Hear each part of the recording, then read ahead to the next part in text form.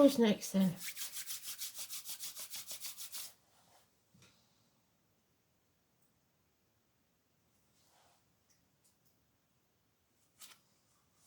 Mutables. So, Gemini, what do you need to know for the weekend of the 5th of March 2023? Stay to the end because you all get your cards and then it's a collective read. Gemini, what does Gemini need to know, Spirit, please?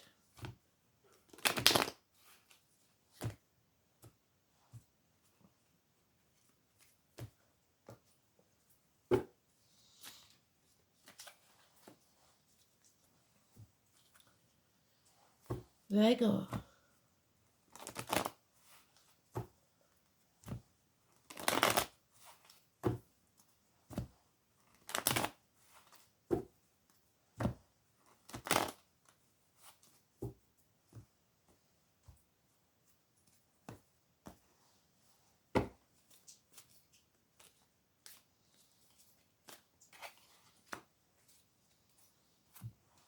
Sagittarius.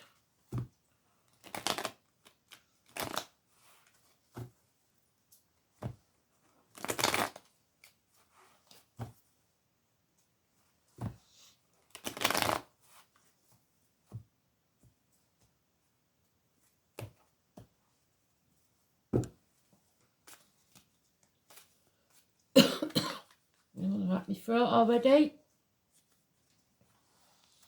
Pisces. Weekend of the 5th of March 2023.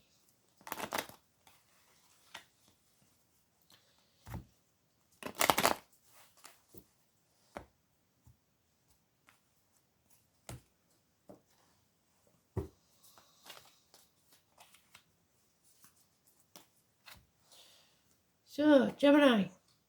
Oh, very good. Mothers, mother-in-laws, mothers of your children. So you've got a mum in spirit, she's saying hello. This is abundance, this is happiness, this is you growing as a person, as a soul.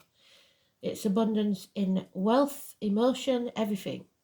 Some of you, it could be a pregnancy, but it is good things are on the way. You don't get here without some pain, so you must have suffered a little bit. 3 or 30 is positive. Absolutely beautiful. Does have a connection to the military for some. November the 11th, May the 31st could be important. And poppies. The green dress is always important as well because you don't usually wear a green dress. No longer sitting on a fence. You've decided where your happiness lies and you're going to go for it. 2 years maybe thinking about this, juggling.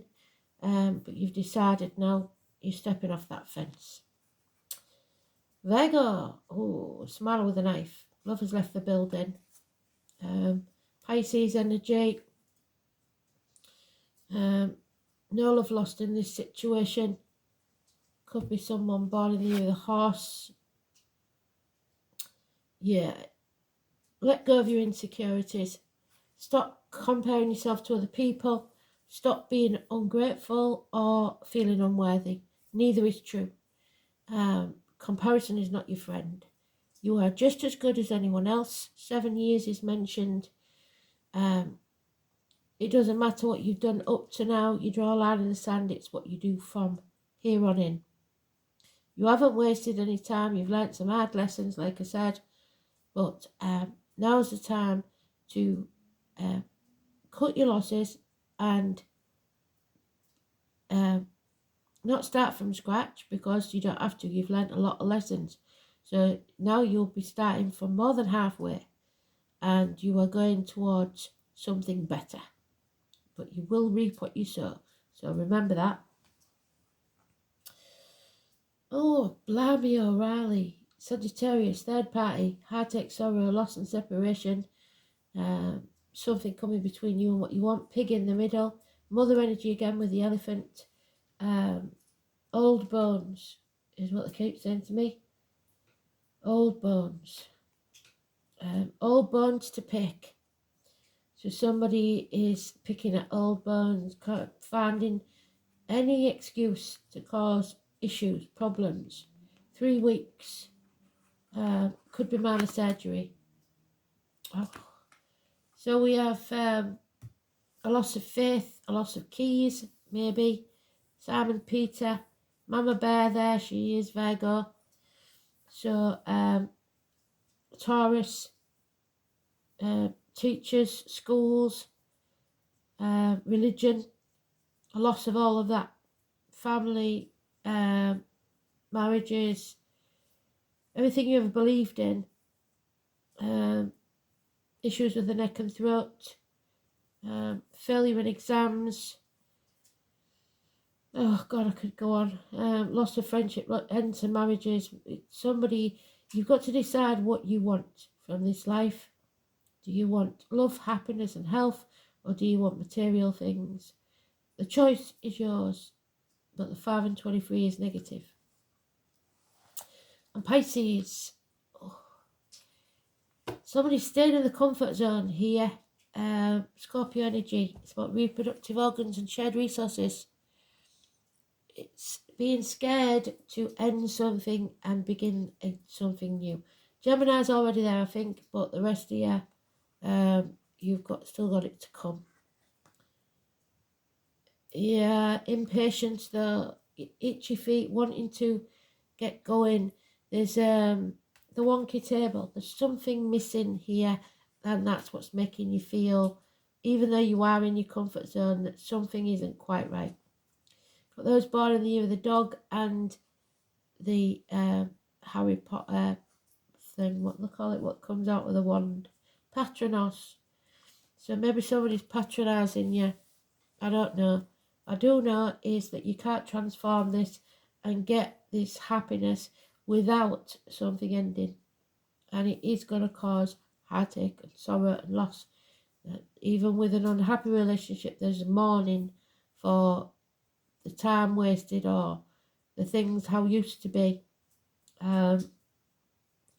So for all of you, Taurus is massively important because that is Taurus and that is Taurus. The 3 and the 30, the 5 and the 23, negative energy, and the 13. So all the major arcana are negative. So this is a big deal this weekend, I think. In some way, large or small, it seems like a big thing. There is some heartache, sorrow, loss, or separation here. So let's have a look then.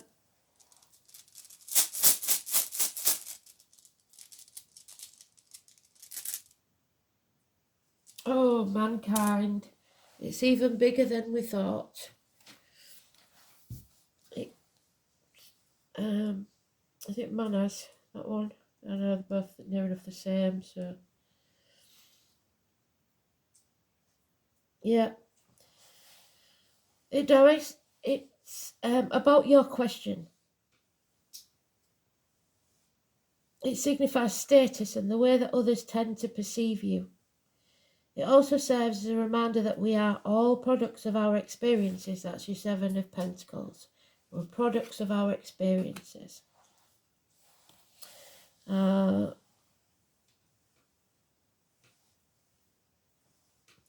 urges you to take a good look at your own conduct before you start criticising other people. The rune may well have further implications. It can reveal that you have been deluding yourself and that you are not the person that you thought yourself to be. So when this rune is prominent in a reading, it's time for a reassessment and an examination of your motives and aims. Equally, the motives of others should come under scrutiny, and you should ask some searching questions before committing yourself to anything binding, so don't sign anything. Manners is not a rune of haste, so if important decisions are to be made,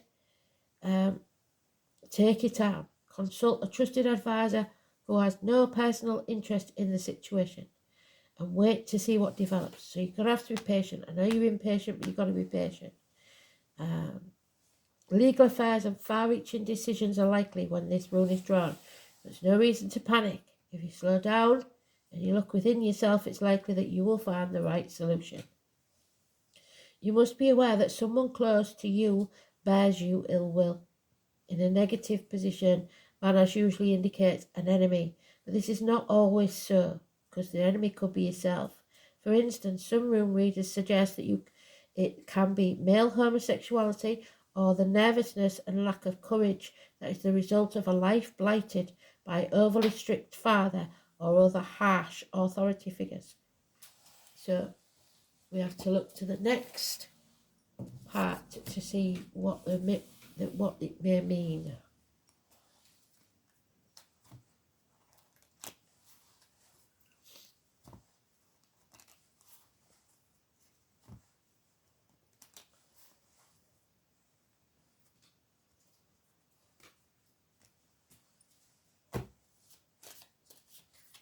So many.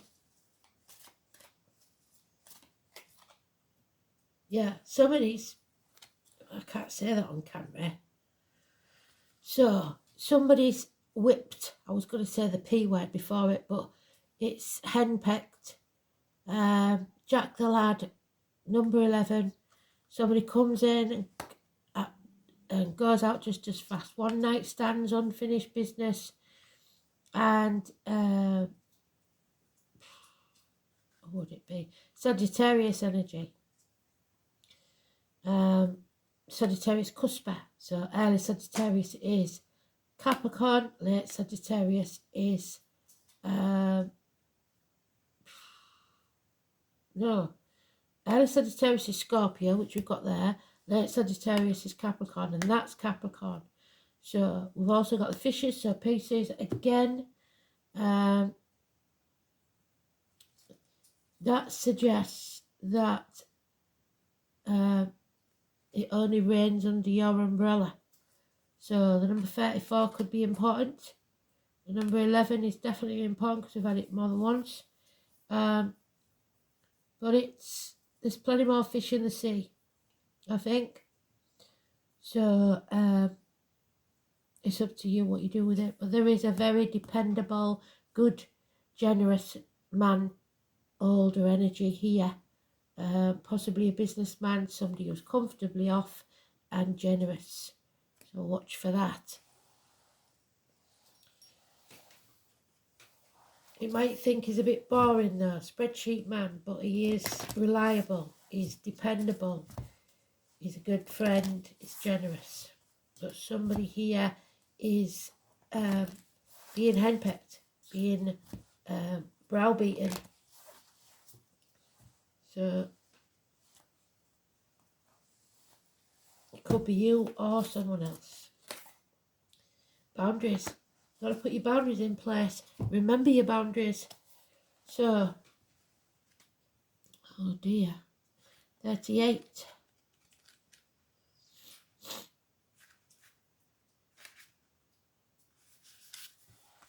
Here we go. Everybody wants a piece of a look. Where do you need to establish better boundaries? You are being called to create clearer boundaries in your life.